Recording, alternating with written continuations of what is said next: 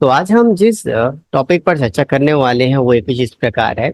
यदि आपकी कंपनी किसी ऑनलाइन साइट पर रजिस्टर है और वहां पर आप कुछ सामान सेल करते हो और कस्टमर आपको पैसा भेजता है, और ये जो भेजने का जो प्रोसेस है वो किसी अमेजोन, फ्लिपकार्ट या कि बहुत सारे ऑनलाइन साइट्स के थ्रू होता है। यानी पैसा उनके पास जाएगा, वो अपना कमीशन काटेंगे और आपको पैसा देंगे।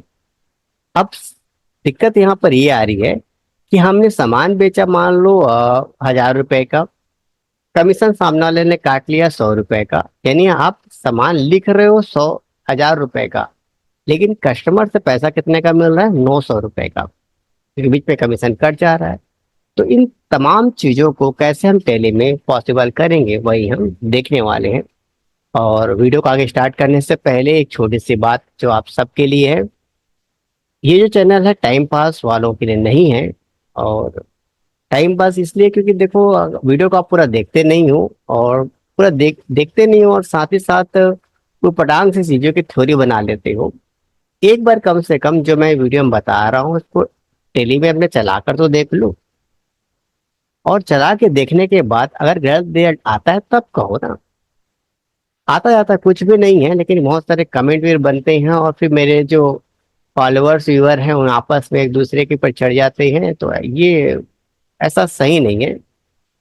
जो भी हम एंट्री करते हैं भैया, अ, आपको रिपोर्ट के साथ देते हैं, प्रमाण के साथ देते हैं, तो इसको देखो और वर्क करो। तो चलो हम शुरुआत करते हैं अपने वर्क पर। यहाँ पर देखिए, हमने एक ऑर्डर यहाँ से लिया हुआ है, फ्लिपकार्ट का ऑर्डर है। ये फ्लिपकार्ट ऑर्डर वाउचर है। अब आप सोचेंगे ये वाउचर कैसे आया, तो पहले मैं इस पूरे वाउचर को समझाता हूँ कि कैसे इसकी एंट्री हो। ये एंट्री हम तब करेंगे जब सामने वाला फ्लिपकार्ट से या किसी भी ऑनलाइन साइट से कोई भी कस्टमर अपना ऑर्डर कंफर्म करता है। जैसे ऑर्डर कंफर्म करता है तो हमारा रजिस्टर कंपनी को उस ऑर्डर का एक रेफरेंस आएगा। तो हमें क्या करना है, जो जिसके नाम पर रेफरेंस आया है उसको डेप्टर बना लेना है। जितना दिन का हमने सामने वाले को क्या दिया हुआ है कि रिटर्न की पॉलिसी दी है, उतना दिन का हम क्रेडिट पीरियड डाल देते हैं यहाँ पर, और उसका जो भी एड्रेस है वो हम लिख देते हैं। ऐसा करके अब उस फ्लिपकार्ट या अमेजोन से जो भी ऑर्डर नंबर का रेफरेंस आएगा उसे हम यहाँ पे डाल देंगे। मैंने यहाँ पे ऐसे डाल दिया है। और उसके बाद ये जो टर्म्स एंड कंडीशन वहाँ पे 7 दिन दिख रहा था वही डाल देंगे।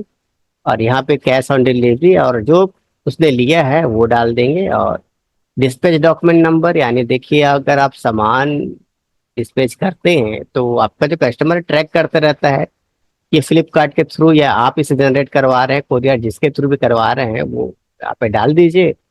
और जिसके थ्रू करवा रहे हैं तो हम कोरियर के थ्रू यूज कर रहे हैं, इसलिए कोरियर करा रहे हैं। कहाँ जा रहा है सामान? कोरबा। और कौन लेकर जा रहा है? तो इकट। जो भी आपके आप जिस तरीके से भेज रहे हो सामने वाले कस्टमर को वो आप डाल दीजिए।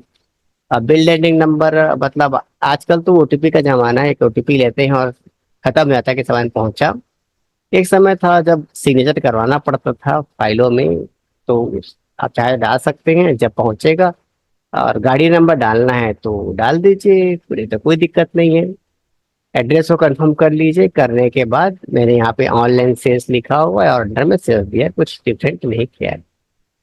अब हमारा प्रोडक्ट सिंपल तरीके से तैयार हुआ जितना होना चाहिए, और इसको मैं अब यहाँ पर एक इम्पॉर्टेंट चीज है कि ट्रैकिंग नंबर, तो जो भी आप ट्रैकिंग इस ऑनलाइन साइट में डाल रहे हैं कि जो इसका ट्रैकिंग नंबर होगा सामान का पता करने के लिए, वही नंबर यहाँ पे डाल सकते हैं। यहाँ पे न्यू में जाएंगे तो आ जाएगा, और जो लिखना है आप यहाँ पे डाल के लिख सकते हैं।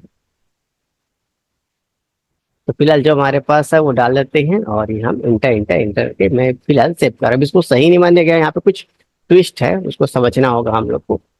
अब ये मैं इंटर कर दिया।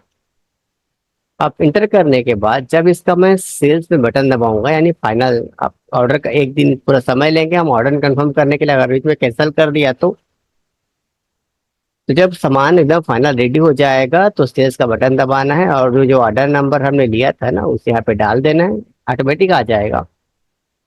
और ये सब चीज ऑटोमेटिक देखिए पूरा इंटर इंटर इंटर पे आ जाएगा। तो ऐसा की एंट्री होगी। लेकिन इनके बीच क्या है, कस्टमर जो फ्लिपकार्ट है वो हमसे पैसा काट लेगा कमीशन के रूप में और हम पे बाकी का पैसा देगा। तो यहाँ पे जो एंट्री है उसको मैं दिखा देता हूँ, यहाँ पे कोई कमीशन वमीशन नहीं लिखा हुआ है। और ये प्रॉफिट में दिखा देता हूँ कि प्रॉफिट आपको कितना होने वाला है, 300 रुपये प्रॉफिट होने वाला है। क्यों 300 रुपये प्रॉफिट होने वाला है? तो हमने 700 रुपये खरीदे सामान को बेचा है 1000 रुपये के हिसाब से, इसलिए। अब मैं यहाँ पे कुछ ऐड करने वाला हूँ। कैसे ऐड करेंगे, बस यहाँ जाएंगे और जाने के बाद यहाँ पे हम लोग लिखेंगे फ्लिपकार्ट कमीशन। इसको मैंने डायरेक्ट एक्सपेंस के रूप में एंट्री किया। अब ये डायरेक्ट एक्सपेंस क्यों होगा, तो प्रॉपर बहुत सारा वीडियो है मेरा, बहुत सारा वीडियो डायरेक्ट एक्सपेंस के डिस्कस के बारे में हाल ही में अपलोडेड 3-4 वीडियो इसी से रिलेटेड है। तो उसमें अच्छे से जाकर देखिए कि क्यों ये डायरेक्ट एक्सपेंस हुआ है। और नहीं समझ में आता है तो चुपचाप डायरेक्ट एक्सपेंस दे दीजिए। मैं छोटा सा यहाँ पे सारांश समझाऊंगा। अब डायरेक्ट एक्सपेंस देने के बाद जितना रुपए पर्सन के हिसाब से काट रहा है तो अपने हिसाब से काट दीजिए और इसको माइनस में आपको लिख दीजिए और लिखने के बाद इसे सेव कर दीजिए।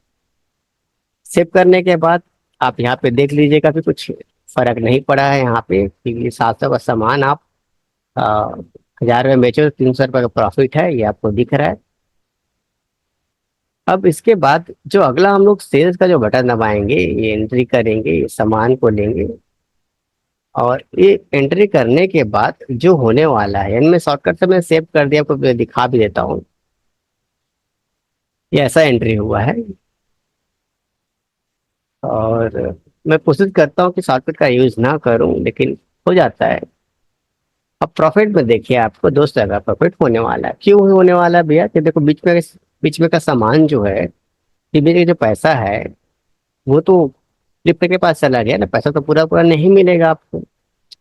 और डायरेक्ट एक्सपेंस करने का रीजन यही है कि आपको एक्चुअल में आपका जो ग्रॉस प्रॉफिट है वो आप पैसा आपको दिखता रहेगा। अगर किसी भी एक्सपेंस को अगर आपने ऐड किया है तो उसे डायरेक्ट एक्सपेंस करते हैं। तो इसीलिए मैंने फ्लिपकार्ट जो कमीशन है उसे डायरेक्ट एक्सपेंस के कैटेगरी में रखा है।